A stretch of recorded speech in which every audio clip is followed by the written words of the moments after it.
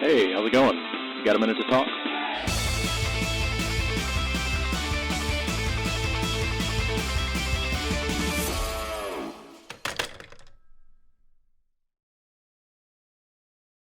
Welcome to the Poking Stick Podcast. I'm your host, Corey Woodard, aka the Poking Stick.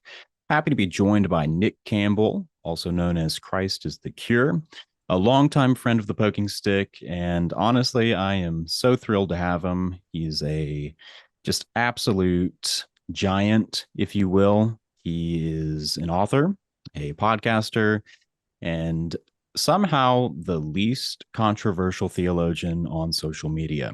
So, Oh, Nick, thanks for joining me. Happy to have you. thanks for having me. That's a little bit disputable right there. That's going to start some controversy. As it goes. So, Nick, I want to pass it off to you for a little bit to kind of explain what Crisis the Cure is, how you define it, what it does, and where it fits into the content creation social media sphere.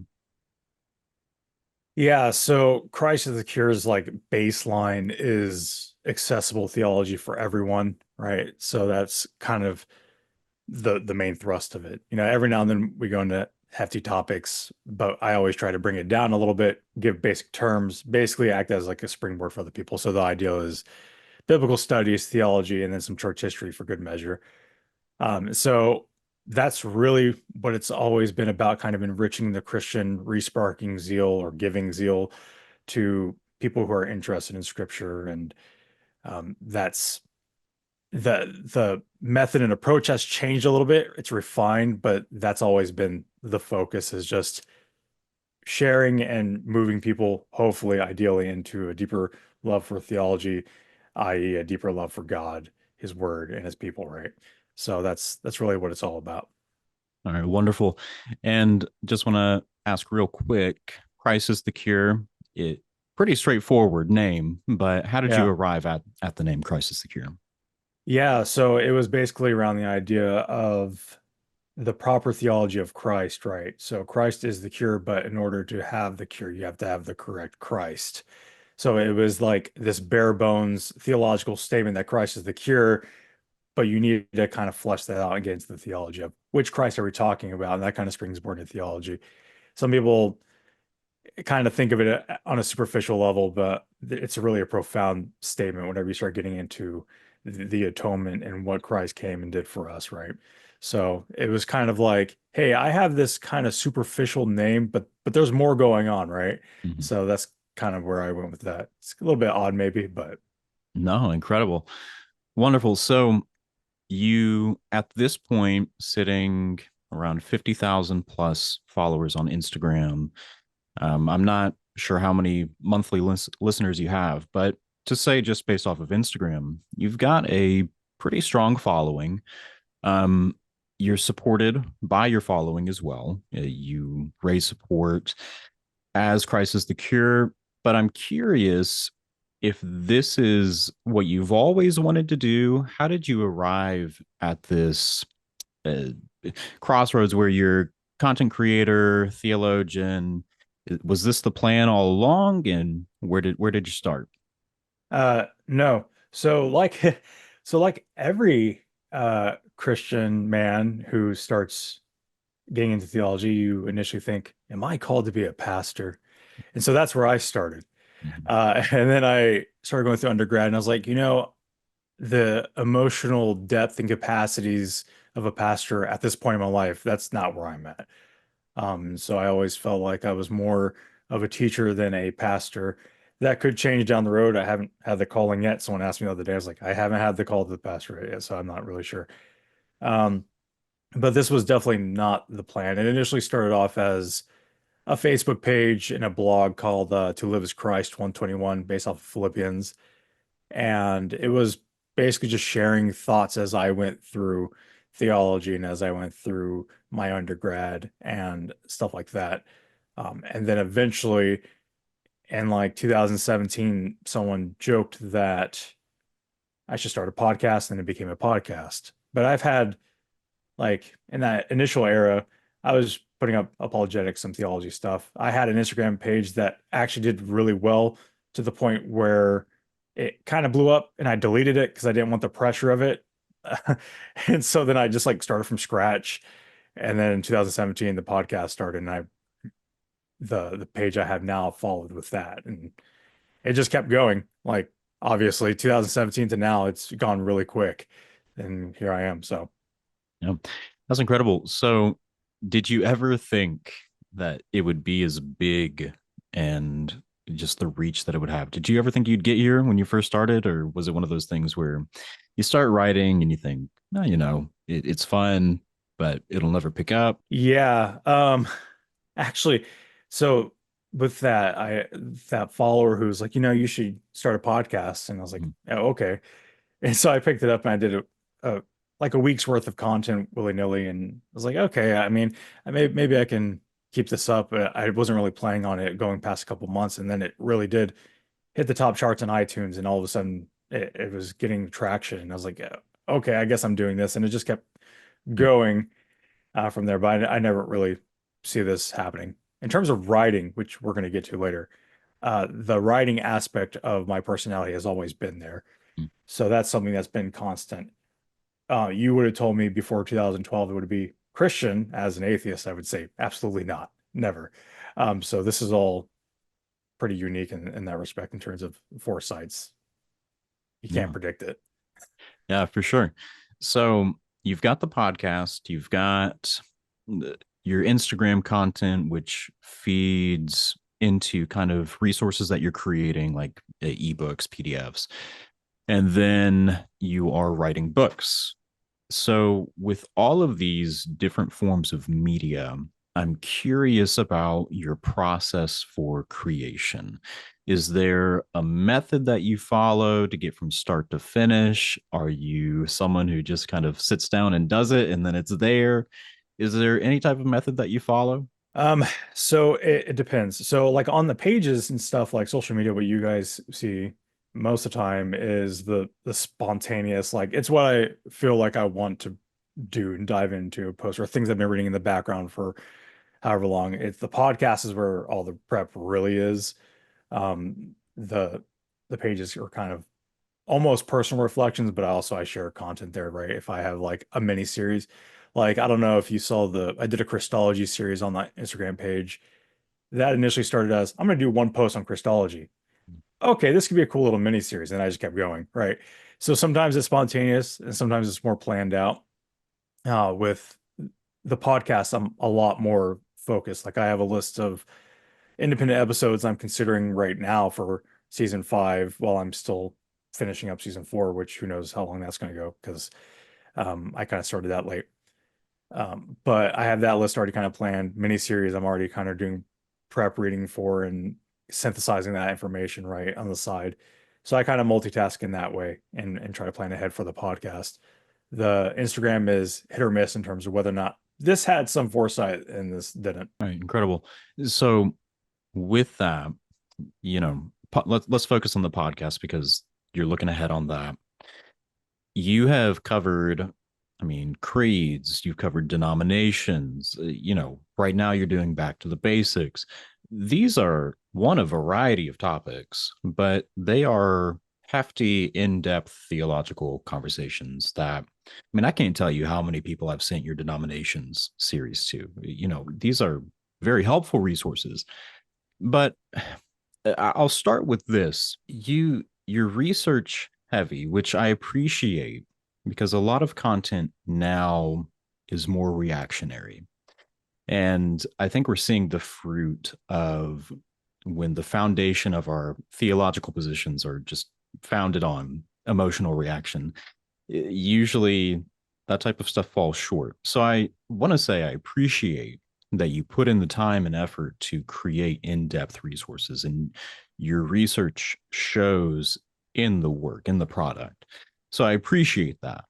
Now I'm curious, you have this different process, or you have these different ways of approaching different forms of media, but what's consistent across all forms of media is your research.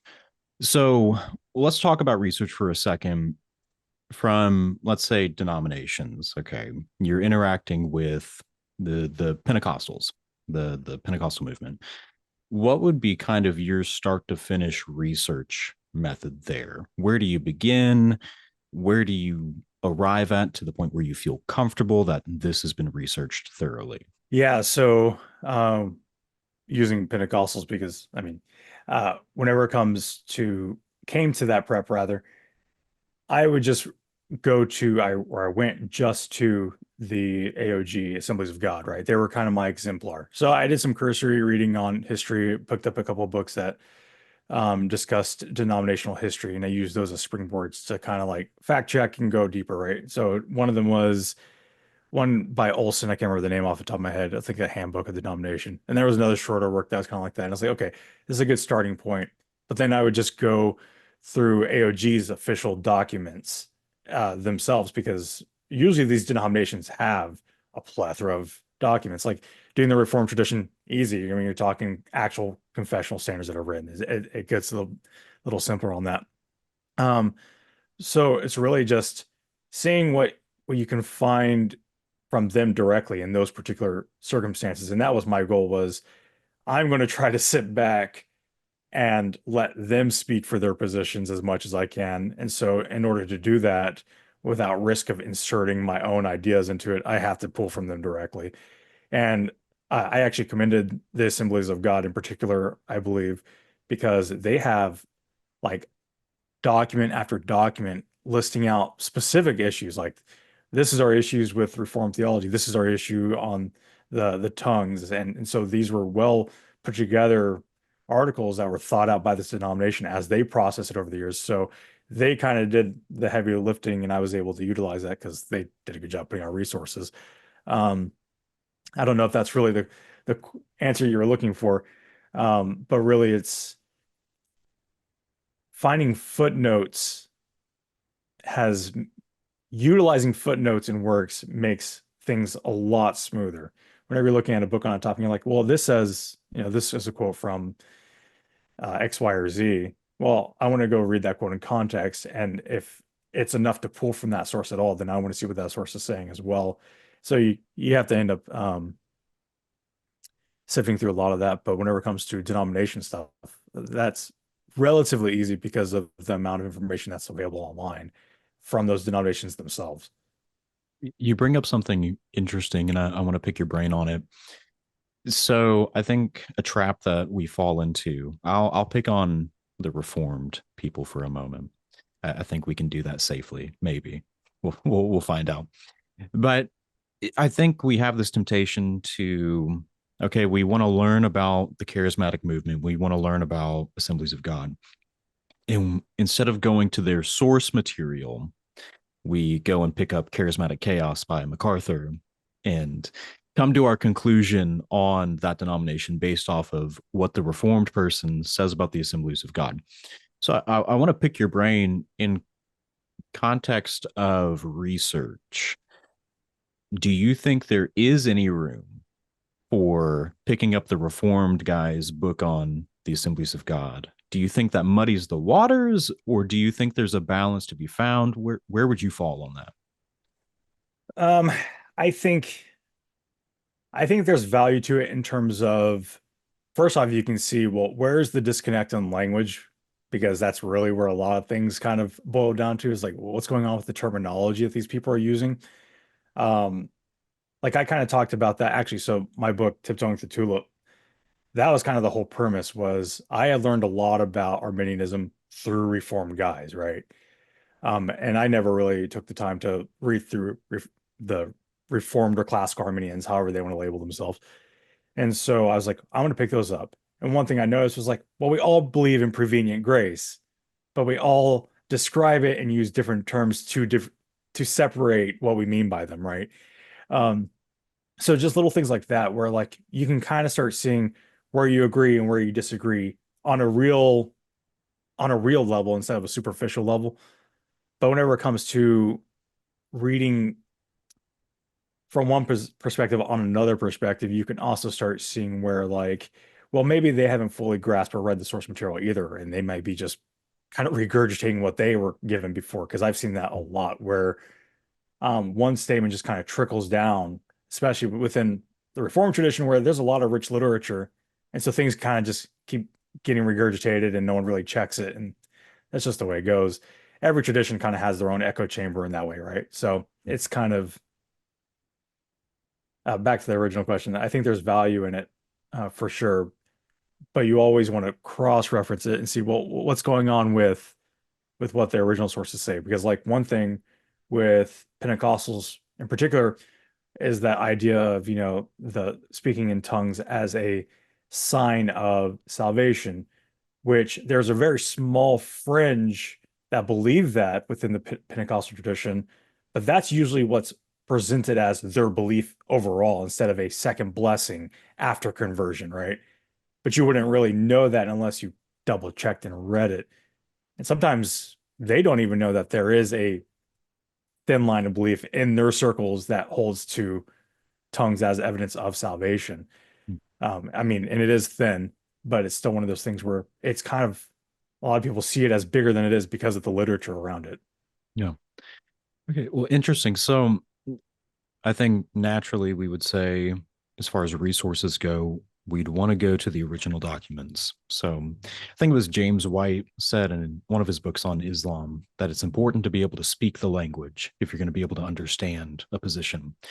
And so I think we can both agree, if we're trying to research something or study it out, go to their original documents, learn how to speak their language.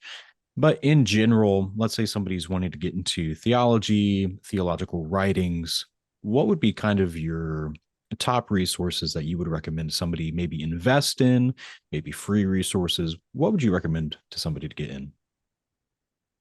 For theology in general, Let me rephrase that. So somebody who wants to start creating resources on their own and they're looking for maybe, like, for example, getting accordance or logos, something like that. What would be those resources that you recommend? Honestly, it won't hurt you to get a good systematic to start with, right? I mean, if you can find yourself a good single volume, then that's a good place to start. One book, actually, I have it on my desk. One book that I started off with was the Moody Handbook of Theology. It's not the best. It has some problems I have with it, but it's a great summary of things like biblical theology, systematic theology, historical theology, contemporary applications, and stuff like that. And it gives you those categories where, again, you can use them as springboards where, like, okay, I'm reading about Christ. He mentions the hypostatic union or the impeccability of Christ. So now I know the terms that I can go look into those other topics. Because that's really one thing is like, I found that a lot of people, when they're talking about something, they don't have the words to describe what they're trying to actually search for. And once you have those terms, you all of a sudden have the resources available, right? If you know, oh, I'm looking up if Christ could have sinned, I'm looking into the discussion of whether or not he was impeccable or impeccable. So now I can just Google, is there a resource on the impeccability of Christ? And then you look at the books and literature from there. But a good systematic theology, I always praise the IVP Pakshik Dictionary series, especially, this is random, it's not really, but their ones on the languages are excellent. Like I still refer to them pretty often, but they have one on the Pocket Dictionary of Church History and Theology, really tiny books. I'd pull it out if I knew where it was, but everything's disorganized right now. And it's just terminology, and it kind of gives you the language so that you can begin looking into the different theological topics and start building around that. And then IVP dictionaries in general, whenever you start getting into the bigger volumes, are just invaluable in terms of getting you oriented in different topics within the biblical text, specifically, not necessarily theologically. I did want to say one thing real quick about I kind of picked on the Reformed in terms of like what classical Arminians believed, but another that goes both ways, right? Like in my book, I specifically say, like, if you're going to engage Calvinism, then you have to stop going to Calvin and you have to read the documents of the Synod of Dort. And so I even put that in an appendix in the back of the book, like it's there, like go read that, go engage that. You can't not engage our primary literature as if you're actually engaging us, right? So I just wanted to throw that out there because I was picking on, our camp a little bit more than I should have. No. So This is why you're the least controversial, the like, most gracious.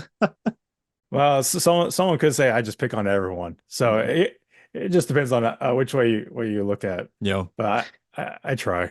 I'm curious to know your thoughts on this. If people were to apply what you're saying, like, okay, I'm an Arminian and I actually go to the Canon of Dort and I actually understand what Calvinistic theology is, or, I'm a Calvinist, I go and actually understand Arminian theology. How many theological disputes do you think would be erased if we took the time to actually understand the position? I guess maybe a better way to ask that, how many disputes do you think are born out of an actual misunderstanding of the opposite position? Oh man. Like you can't even count them. I mean, if you look at church history, you think about everything that was going on with like the Council of Chalcedon and all the charges from Cyril and Nestorius. It's been around for ages, Mm-hmm. especially whenever you start letting politics get involved in the leadership, start throwing that in there. I don't even think that if you properly represented, I don't even think with proper understanding that disputes would completely go off the map. That's just one thing we're gonna have to wait till the eschaton for whenever everyone's like, all right, we're good, you know. Um, and that's just kind of the nature. I think it would stop a lot of weird strawman and petty fights that happened a lot online, Mm. because online has become a mess of. Well, I read a Got Questions article, and that gave me everything I need. It's like, but did it though? Yep. Um, I think it would help dialogue be more productive, if nothing else. I certainly have had a lot more fruitful discussions since I've kind of burned the own strawman conceptions that I had in my head. And Lord knows I still have others on different positions that I just kick close to the chest because that's just what happens, man. No, that's excellent. So I think the moral of the story is, one, go beyond got questions. You may be surprised what you find. Uh, but two, really, I think there is value in taking the time to understand. And I think there's a lot more grace to be found when you understand, going back to the assemblies of God, understanding their positions didn't come out of nowhere. Whether or not you agree with how they articulate it or how they came to the conclusion they came to, I think there's a lot of grace to be found when you at least acknowledge they put in some type of work to come to the conclusion. I think it's very easy to think, oh, they just made this up out of nowhere. And people put thought into this, and whether or not we Yeah. agree, that's one thing. But I think there's more grace to be found when we recognize the work that each party is putting into their theological conclusion, which I think we could all use a little bit more grace. I think you'd agree. I think that aspect of grace, especially like on themes like, you're looking at cessationists versus assemblies of God. I think grace really comes from understanding, the levels of doctrine and the importance they play in terms of tiers and the first, secondary, which plug for him, Gavin Ortland has a great book on that called The Finding the Right Hills to Die On. Excellent, recommend it. But I think that really helps put things in perspective, and that's why I can sit here and chat with you, even though you're a Paedo Baptist, and Yeah. it's hard, but I do my best. I mean, which is worse, the Paedo Baptist or the post mill? I mean, That's a pick your hard poison one. at that point. I Look at that know. though. I was the first one to bring up baptism. Hey, I've been good. I'll I just have to know. say I've been good. I just had to because it was sitting in the back of my brain. It's like, what are you gonna it do? it's inevitable. All roads lead back to it. Man, so breaking free from the digital space, where I think there's a lot of grace to be found, you have successfully broken out of digital content and you actually have physical printed books out on the market now. Now, you have gone the route of self publishing, most recently tiptoeing through Tulip, which is, as you mentioned, your kind of balanced approach to the Arminian and Calvinist conversation. Now, I want to ask your perspective on this. What are kind of the honest pros and cons of self publishing? Because there are a lot of people out there that have something on their heart, they want to get it out there, and the one thing that may be hindering them is, well, how do I actually get it out there? So, with self publishing becoming just this widely accessible thing now with Amazon, I think a lot of people have that opportunity to get their message out there. So, I'd like to know an honest perspective from somebody who's been through it? What does that look like? Yeah, so I have a lot I can say on this. The first thing I want to say is that I am by no means an expert on this. There are people who've probably done twice as much research and work on this, and so this is just kind of what I found on it. And I even joke with my wife that I don't really feel like an author most of the time, so I always get weary when people are like the author. I was like, no, I don't know about that. She's like, no, you're public. Okay. So anyway, the cons, I like starting with the cons, and there's always a flip side to it, but really the big takeaway before I even get into like the pros and cons is that if you are doing self-publishing, you have to understand that you're acting as a project manager or running a small business. It is work if you do it correctly. And that's the key qualifier. If you do it correctly, it's a lot of work, which I actually pulled them up because I didn't know if I would have to. But I have the three different versions of the first one I put out. And this is what minimal work looks like. This was high demand of, I want the transcripts for these episodes, threw them into Word, figured out how to publish them, bada bing, bada boom. And so whenever you get to the final one, because of that, it kind of rippled.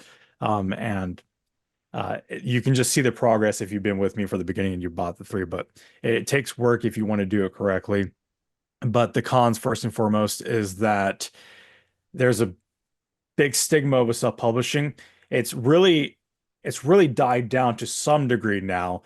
It's not the same extent as it was 10 years ago. 10 years ago, it was kind of like a laughing, like just you get laughed at if you said that you're self-published. It wasn't taken seriously. But the biggest stigma at this point is about real authorship, or not about real authorship. It's about quality, which with people just throwing stuff out in the chat GPT and publishing small books. Right now, there's a big thing with artists in the artist community, and I know that because my wife, she does a lot of art. But there's a big thing about people using AI for children's books and just throwing stuff out in the world that way. Public domain, you'll see a lot of public domain work being published for super cheap with real no benefit. There's not any like commentary, modern updated language. It's just let's throw this into an ebook and sell it. So quality is a big thing. You see something that's self-published, automatically you're thinking, is it good, or is this like a 10-page document on how to start the next multi-level marketing scheme for $30, right? So that's a big thing. People are skeptical about quality, so you're gonna have to face that kind of hurdle, which is really where those advanced copies make a big difference. And so reviews can help you eliminate that, but that's something you have to go. For fiction, self-publishing is going great. Fiction has a booming self-publishing market right now. Some people have made it really big, really successful fiction self-published authors out there. When it comes to world of like professional things, or even like maybe not necessarily professional, but like there's a dog training guy on YouTube who published a book now. He had that following on YouTube. People trusted him. So he had that trust, and he now has a book where I'm going to trust this guy to teach me how to train my dog. But that's really what you're asking, is like this person is telling you that they're teaching you something. All of a sudden you're like, okay, well, what's the credibility about? So you've gone from fiction writing and quality to, okay, well, now we have quality and credibility. So it depends on where you're going. Fiction's a little bit more easy, I think, in terms of if you can put out a quality story, you're going to have an easier time being more successful, I think, in the self-publishing to begin with. Do you have anything you want to add to that before I just keep rambling on?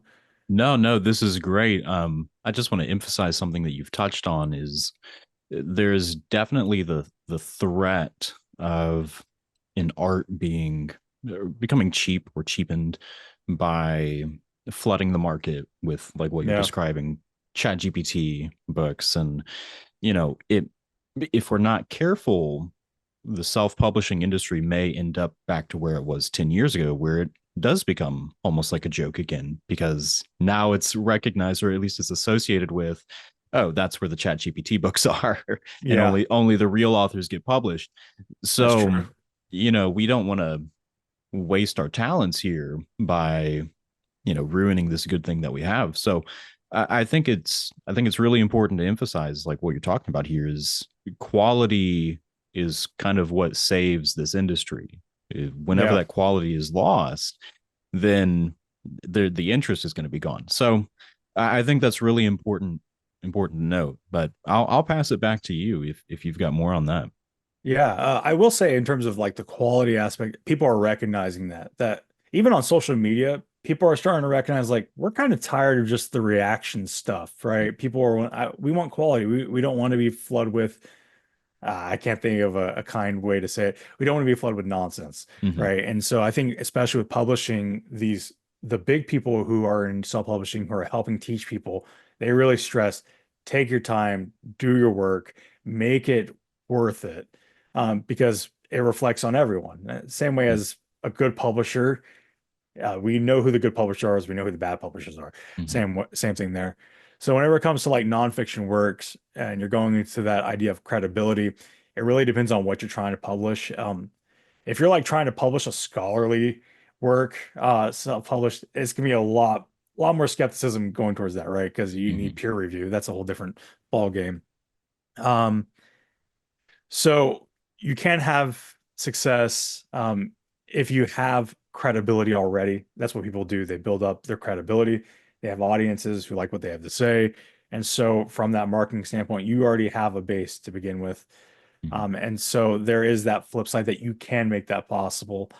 Um, in terms of the self-publishing stigma, a big thing about that is um, whenever it comes to credibility, it's about who do you see whenever you see as the publisher, like on Amazon. A lot of times you see independent, but nowadays, if you do your work right and you just buy your imprint, like right now, people may not realize it, but Christ is the Cure is the publisher. It's a Hmm. publishing house, technically. I just outsource printing and distribution, but everything else I'm putting together. I'll never publish anyone else, I don't think. I won't choose to do that. I may do some updated works that I'm working on, but I probably won't publish anyone else. But it is a publishing house technically, and it is registered as a publisher. And that's how some of these other guys started too, right? You're talking like Founders Ministries or Hmm. name any publisher. So some sense it kind of like gives you that in. It's just whether or not, obviously, someone like me is not on par with Crossway, who has everything tied in, right? Hmm. Um, so another con is lack of visibility. Whenever you go to traditional publishing, you're getting their platform, maybe their marketing. It depends. Sometimes they do the marketing for you, sometimes they don't. But the big thing is the platform distribution and then the team. Um, and I'll get into that here in a second. But whenever you're published by a publisher, there's usually no questions asked that go back to that quality. If I see a book by Crossway, I know it's going to be decent enough to at least buy it and consider it. And so that's another thing. And you already have Crossway's base. You get an update email, you see their website, new book. So that's a big perk of traditional publishing. While if you're an independent artist or independent writer, you're doing all the marketing, you're building all that yourself. So it is a lot of work. And you can do it wrong and you can mess it up. So it's just one of those things. Um, it also makes it easier to put books in brick and mortar. It is not impossible. A lot of people think that self-publishing is only through Amazon, but there's other companies that are excellent. Usually you want to go through more than one anyway. But like right now, you can buy my book digitally or online rather, the print edition, and like Walmart and Target. Or no, I decided not to go with Target. I specifically didn't sign with Target. Barnes and Noble, Walmart, a lot of independent bookshops, and it's in at least one or two brick and mortars that I know of. I don't know who else has purchased it for brick and mortar. One's with my local shop. So it is possible. It's a little bit harder because Hmm. they don't want to risk buying a book that they don't know the quality of, right? Same thing. It's just applied on a bigger scale. Um, but the biggest con is that the publishing house is a powerhouse in terms of cost. Like they handle all the costs that you're going to take on as an independent author. You're talking editing, book covering, proofreading, art copies, review copies. Like sends out review copies like candy. I've sent out maybe 15 review copies of Tiptoeing Through Tulip, and I can't afford to send out more right now. I just Hmm. can't. Um, and you have to take that risk if you want to get that credibility. And I think I've only had like 3 out of the 15 review copies go up, but thankfully other people leave reviews, and that helps the credibility. That's just one of those things you deal with. But whenever you self-publish, you take on all this work. You're thinking about the formatting, you're thinking about the distribution, you're thinking about the marketing, thinking about the editing, if you're doing it right. I'm just going to keep hammering on that qualifier. All the upfront costs are on you as the independent author. Usually, whenever you're a traditional publisher, you sign and you get an advance, and you'll get, it depends on who you are, but you'll get a good check, and you'll have something to work with at the outset, and you'll have that guaranteed base to begin with. So there is a significant weight to the cons, but it doesn't make it impossible. And there are some pros. But before I continue, I don't know if you want to stop me because I've been talking for a while now. No, I may be getting ahead of you, but from what I understand from the publishing process, you're picked up by this publisher, you're assigned an editor, and you kind of have like this support system around you. Yes. When you publish on your own, do you take it upon yourself to maybe build a team that you're bouncing things off of, or is it just you alone? How does that look for you? For me personally, or in general? For you personally, what do you do, and what do you recommend? Well, so I kind of learned how to do most of it myself. Formatting, like again, with this example, you can actually see the progress in learning how to format. Book cover, my lovely wife made both of my book covers. The good ones. That first one I just slapped together. But this beautiful book cover, that was the help of my wife. Not everyone has an artist on board. If you have a friend who can do that for you, there's a lot of freelancers out there looking for editing work. A lot of freelance. Of course, you have to vet them. You have to test them out and find someone who knows whatever it is you're writing on. If we're talking theology, then I want to want someone who knows a little bit about theology. For editing, I read my book probably about 40 times, like not even kidding. At one point, my wife was like, "You just got to stop because you're never going to catch everything." And it's true. And she helped me with editing. And so that was all us. I didn't pay for an editor on this round. I was considering it for my next one. I'm not sure. But I learned how to index for the back of Tulip.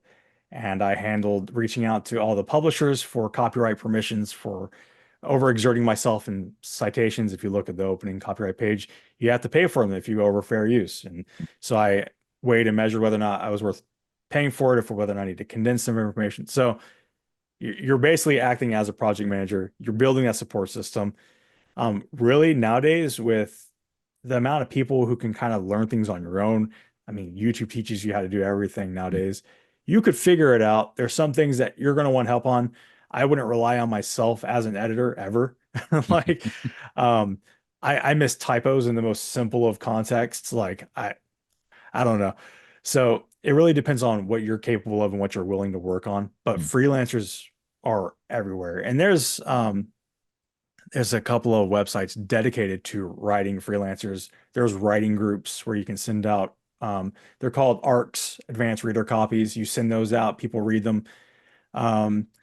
A pastor I respect is putting out a book, and he gave me the idea, and I didn't even think about it, but there's like crowdsourced editing that you can do, essentially, where you send out your book and they'll do the editing for you, kind of like art copies. But art copies are more like they're just giving you general feedback. They're not editing. These are like, well, support me by helping me edit. So where I'm going to go next, I'm not entirely sure, but so far it's been 90% me. And so that's just one of those things that I decided I could have made a little bit easier. But if I'm honest, I don't want to say I'm cheap, but I like being very, very precise with how much money I'm spending. And then so that's a factor for sure. I'll just piggyback off of that there. I think if there's anybody out there who is concerned about, I've got this book, maybe they've even got the outline done, like they're ready. Yeah. But the one thing holding them back is, well, I just couldn't do it on my own.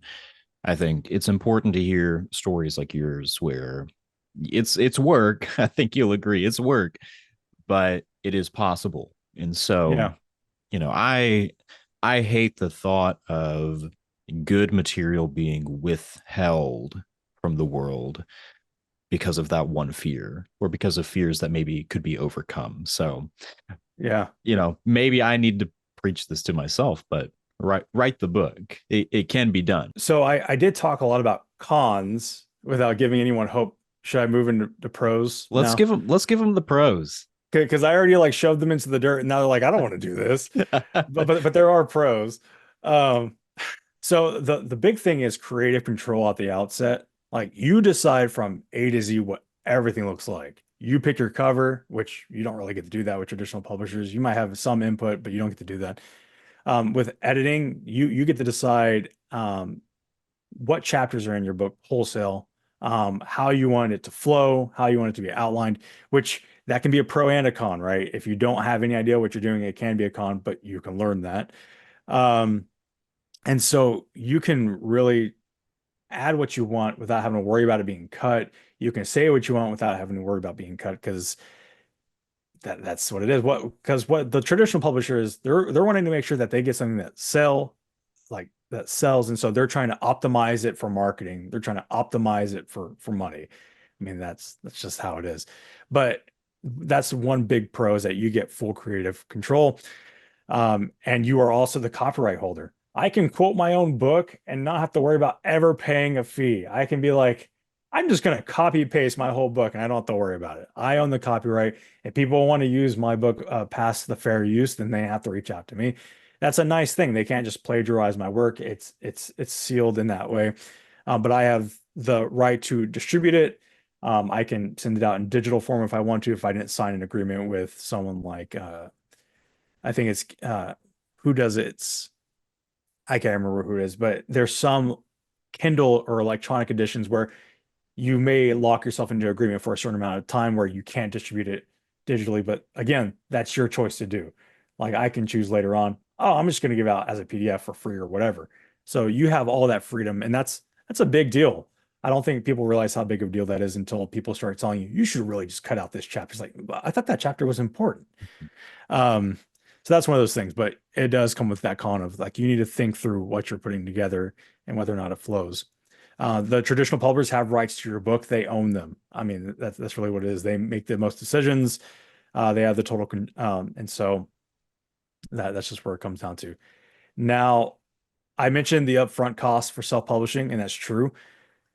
But the royalties for self-publishing, if you do it right, are better hands down.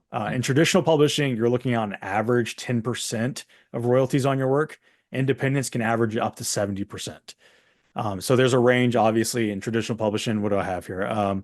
You can average between 5 and 15% between paperbacks and hardcovers. And with ebooks and audiobooks, you can get 20 to 25%. So it's all right. With self-publishing, you're generally looking at from like 35 to 70%. So it's a big jump. Now you have to keep in mind that they are getting an additional signing bonus of like between 1K and 10K, depending on who it is. But they also don't get royalties until that is met. So like while the books are being sold, they don't make any money until they've met that initial bonus that they got signed on for. In self-publishing, it really depends on how good you do, but you can, in theory, make a lot more. So if you have a paperback book that's $14.99 and a traditional publisher royalty rate of 10%, you're looking at $1.79 per book. Self-published authors at 60%, which is a little bit lower than like most people set them at, depending on who they're using. That would give you $5.74 per book. That's 20K in difference, like in terms of like a year's, or I can't remember how I mapped that out, but it's a significant amount of difference. So that's one big thing. But again, it comes with the work. But it's worth the work. That's the point. So you need to focus on marketing and base. You do have to play business a little bit more. That's the one thing I absolutely hate about what I have done, is I have to think a little bit about, well, how can I help market a book, or and things like that. And eventually you can kind of sit back and like let it do its own thing, but you don't have the big name publisher to help you out with that. But it's doable and success is possible. And the real question is longevity, whether or not you self-publish, if your book is going to keep rolling along the roads, which it kind of does. The big perk about mine on holidays and the feasts is that every year when Christmas runs around, I get more sales on that particular book. It's just everyone's on everyone's mind. Traditional publishers have the benefit of, they always kind of have the longevity. People are always looking at their stuff. And so that's just one of those things. I did want to point out one last thing, because I've had a couple of authors actually talk to me about this, or aspiring authors talk to me about this. And there's something between a traditional publisher and a self-publisher called the vanity press. And vanity publishing, I would just say look into them carefully before you decide to even go that route. They're very tempting, and they tend to be kind of aggressive with trying to get you to sign on. Just look into them and do your work before you do it, because they'll pressure you and be like, hey, this is a once in a lifetime deal. You got to do it. Just don't sit back, take your time. And that's really the thing that I've noticed, that people who are wanting to self-publish just want to get it done. And so it's tempting to just like, oh, just get it done at the risk of sacrificing quality. And you don't want to do that, because then you'll end up with an ugly thing like this. Okay. Like it's seriously, compared to the other ones, it's hideous. So just slow your roll, take your time, make it as best as you can. And then whenever you know that you're satisfied, whenever there's not any questions about the quality of the content, then you can like, okay. But that's kind of where I've gotten with the pros and cons. And I don't know. Man, that's a lot to consider.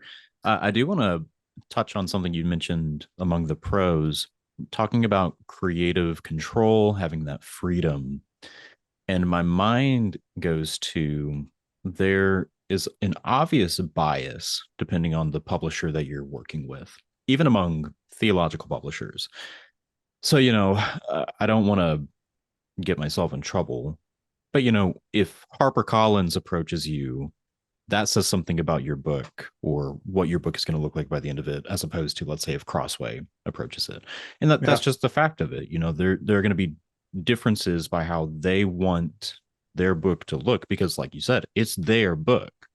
So HarperCollins has an image and a theological position to uphold, as does Crossway. So I guess I would just want to put out that reminder or word of warning, maybe, just because you may agree with this, just because a publisher approaches you doesn't mean it's the right publisher for you. So I want to throw in there just that word of caution of, it's probably very enticing to have a publisher approach you and say, hey, we want to put your book out there.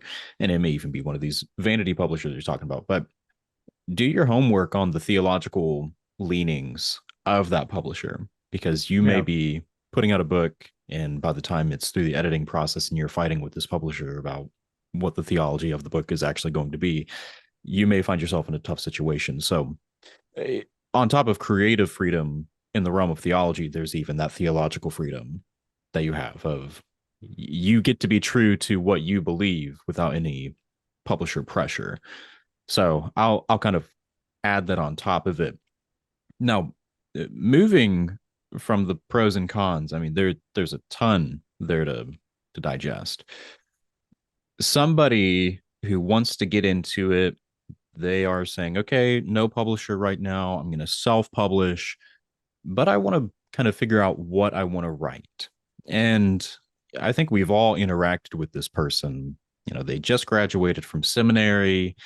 They are, they're excited. There is a zeal there, which definitely appreciate, but they are ready to go and write the next great theological hit, or they're ready to go and, give the perspective that nobody else in church history has seen.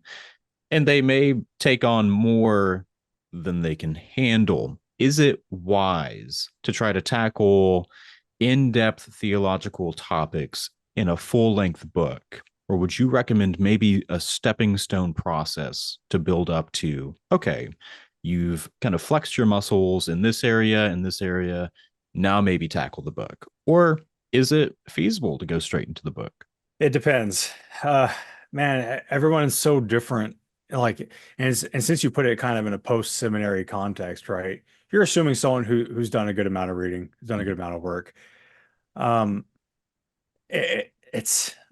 don't really know. I think that if you have people who can act as your sounding board and consider it with you, like maybe your elders or your pastor, or just anyone you trust theologically, who's willing to sit down and think through whether or not it's too big. It's like if you ever wrote a paper for seminary and you're like, I'm going to pick this topic, and your professor's like, you might want to sit back on that a little bit and maybe just narrow down your thesis a bit. Like, so just having those sounding boards makes a big difference. Like the way I did tiptoeing, and I keep bringing it up, I'm not doing it on purpose. It's just experience at this point. It's my reference point. Um, my benefit with tiptoeing was by the time this book is based on a podcast series. Like if you follow my podcast, then you already know that. You probably already listened to it. It's kind of the audiobook format. It's just not as polished. Doesn't have the appendices, right? It doesn't have the footnotes. But as I was going through it, about halfway through, I had received feedback already from people on both sides of the aisle, right? So I kind of knew that I could be confident in the direction, the approach, and the depth that I was going into it in terms of publication. I had that sounding board, not in a traditional way that I could have, but I certainly had a soundboard. And so I had a, what's it called whenever you have the test screen? It's a test screening basically of your work, whether or not you're capable of doing it. Um, and there's always the chance of hitting that high point of the Dunning-Kruger effect if you're not careful and not really know, to think you know more than you ought. So I think just find wise people in your life who know you, or professors who know your writing, maybe, because professors like talking to their alumni. You can go talk to them and ask them, hey, do you think that this would be too much of a project? Like, what do you think about this idea? Just bounce it off of people, take your time with the idea, start outlining it. And sometimes whenever you're outlining something, you realize, no, I need to refresh my approach because this is too much. So it all just depends, because some people just have the natural gift and some people just have to really work at it. And as someone who's kind of had to work at it pretty hard myself, it's just like having the sounding board is very important. And even whenever it goes on to like the press, you're still kind of wondering in the back of your mind, okay, but was it actually what it was supposed to be? It's like you got all this good feedback and you're still going to have those doubts, and you're just going to have to like, well, I did my best. And that's really, that kind of goes back to quality. Is like, as long as you do your best, and no matter how you approach it and you're honest with your work, honestly, especially with the bouts of plagiarism and stuff going on nowadays, um, as long as you can, in good conscience, says you did your best, then I think that you can truck through it. It just really depends on what kind of theological topics. If you're starting to go like what you said, I mean, you added a qualifier that was pretty tough. You're demonstrating something new to the theological world. As soon as you have that thought, you better pump the brakes and just take a couple steps back, man. Like, so I don't know. I don't know how much I could really add to that beyond what I just rambled off right there. Yeah, yeah. They told us in, I guess, the ministerial program that I was a part of is if nobody has said it yet, it's probably heresy. So, Yeah, I'll leave that. yeah. Okay, so it's possible. Find that good group that can keep you accountable, and that is important. As far as like the length of the book, weightier topics, things like that, how would you encourage a new writer to avoid maybe burning out halfway through the project, and maybe addressing that, like, hey, don't bite off more than you can chew. It can be done, but kind of finding that balance of taking on a big task like writing a book, but also not burning out halfway through. Yeah, that's a tough one. Because like, I mean, to be blunt, like at the end of my denomination series, I was kind of like, I'm done with this series. Like Mm-hmm. prepping it, it's like a lot, it is a lot of work. And so if you can just like think of a schedule that actually allows you to be consistent.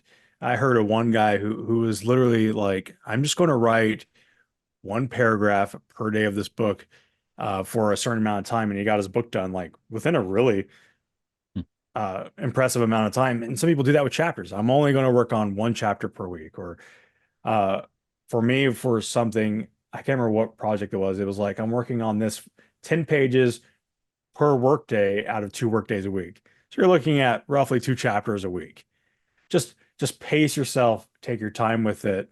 I think that would really help. And also having like a good organization system. Because if you think about like a book as especially if you have seminary experience, think about a book as like just separate writing projects that you have due each week. It gets really easy to kind of break that down into chunks and work through it. If you don't have that writing experience, that could be kind of tough. And so it's kind of hard to say. I will say that page number is cool. Everyone loves a big, thick book. I have a bunch of them. I love these things. But sometimes books don't need to be that long. Hmm. And so it's that quality over content. And so if you have a good idea and it doesn't take 300 pages to crank out, then don't use the 300 pages. Just if you really want it to have more pages, maybe make it smaller, make the font bigger, whatever you want to do, but just stick to what's necessary and what's high in quality as best as you can, which I don't know, that's kind of where I go. There's a couple of books on my shelf where I'm like, this could have been summarized in like a 50-page paper. Hmm. Like, what are you gonna do? Yeah. Great. So kind of going a bird's eye view of this entire topic, some general questions for you. Maybe in a brief summary, what would be your word of wisdom to a new writer? What would be the advice that you wish you had gotten when you started writing? I wish I knew what advice I wish I would have gotten. Um, just it's really just if you want to write, just be intentional about it. If writing comes naturally to you, you don't have to worry about it. You just have to worry about honing your craft. And that's one thing that I struggle with is like honing the craft of the grammar in particular. Grammar kills me, especially as a South Texan. I mean, it really just like it kills me. I say some weird stuff. It's like between people from my family from up north, I make some weird phrases like that's not grammatically correct. I'm not even sure if I'm using that idiom correctly. So for me, that's my aspect of trying to hone that craft. Mhm. And you just look for where you can strengthen. And if you already have the inclination to write, then just practice writing. If you want to write and you don't have the inclination, just start writing, journaling. And there's a lot of journaling apps out there. It sounds kind of goofy, but like there's one called like Day One on the Mac, and it'll give you a prompt. You can get writing prompts and practice writing, or give yourself assignments if you haven't gone through seminary. Seminary students or undergrad students, any kind of college student will know like you get an assignment and you have to write it. You just have to work through it. You get better. That's just one of those things. And there's also writing workshops, writing groups. There's so many resources nowadays for anyone who wants to do anything. Um, in fact, you can actually take theological writing courses or audit them, which auditing is like sitting in the class for free, essentially. Westminster Theological Seminary has one. Dallas Theological Seminary has one, I think. I think Liberty has a couple if you're okay with going down that. But you can audit classes like that and really hone in on general writing, creative writing, or theological nonfiction writing. So it's really just practice, get feedback, and feedback's really where it matters. And try not to take the feedback personally. I remember whenever I first started writing, which was a fiction thing that I was working on a long time ago. And my wife, while we were engaged, I was like, "Hey, would you look over this and just tell me what you think about the idea?" She's like, "The idea is great."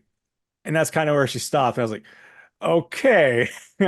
That's just you need that feedback, but you need to not take it personally, otherwise you never improve. So that's support system and practice. That's all it takes. And in those prompts, like I said, there's dozens. I don't want to say thousands, but there's dozens of like writing apps on like just your phone. Just work on writing a week at a time and keep pushing. Yeah. Awesome. I want to pick your brain on this real quick. Let's do it. Talking about honing in on grammar. Would you agree that studying the biblical languages helped improve your English grammar? No, Really? it messed it up. Really? Greek solidified in me my love for double negatives, like hardcore. And you know what? My wife got onto me for a long time for writing like a fourth century Christian because I just read too much of them. What you read is kind of how you write. And whenever you start writing kind of like in Philip Schaff's translation of Athanasius, you're going to sound like a weirdo in the modern English. So it's just like one of those things where like there's some aspects where like knowing grammar has helped. Yeah. But because like Greek is so fluid with how they put things together, it's like, why can't I do that? Yeah. Why can't I start every sentence with an and? Like That's fair. I don't know. That's fair. Maybe I'm being a little bit dramatic about that. But I do know that my double negatives just kind of like stuck in there. And whenever my wife's like, you can't do the double negatives, like Greek does. That's Well, true. you don't speak Greek. It's like, oh. I mean, so Jesus did it. I mean, yeah, I think that's kind of a good it's good excuse. enough for Jesus. Yeah. That's right. I'm just trying to be Christ-like, Rebecca. Yeah. So I can say no, not, no, never. Yeah, why not? All right, well, let's close out here with a fun one. Before you die, what's the book that you want to write?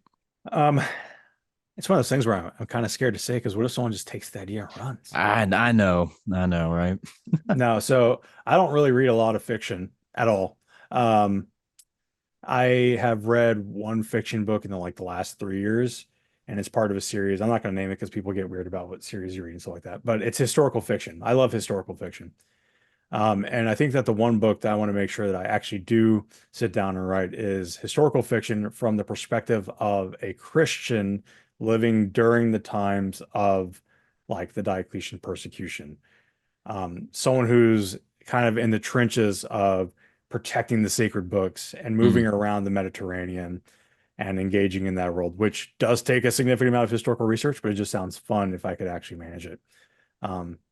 So that's kind of where my head's been at in terms of like that thing's sitting in the back of my brain. Whether or not it ever happens, I don't know. Yeah. Hey, I love it. It's a great start. Now nobody can steal it. That's what you think. Hey, everybody out there, off limits, no stealing. There was a historical fiction book I had to read in my graduate studies. I think it was just called Jesus of Nazarene. And it was basically that. It was your historical fiction from the perspective of a centurion. And the whole thing was to teach seminary students about the historical context of that world, but through a fiction lens. It was pretty cool. Really enjoyed it. Shadow the Galilean. That's what it's called. You won't like everything, but it was a great book. I enjoyed going through that.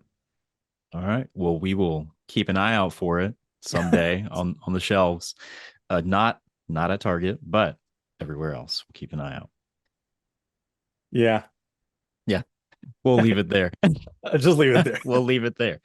Well, Nick, thank you for taking the time to have this conversation, give your insight, and I'm sure this will be edifying to the people out there who are really waiting to get that book done. So thank you. Want to give you the chance. Where can people find you? Where do you want to be found? How can we stay in touch? Yeah. So christisthecure.org is the main place. I'm trying to funnel more people to subscribe straight to the website as social media becomes more unreliable, to be honest. But the big page is Christ is the Cure. It's at Christ.is.the-cure. There's a dot before cure too, because I like making it difficult on people.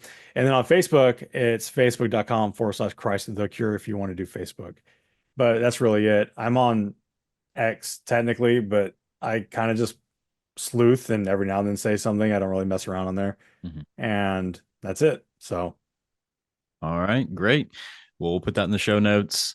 And Nick, thank you again. This has been a pleasure. I'm glad we were finally able to do this. Yeah, thanks for having me on. All right, we'll talk next time.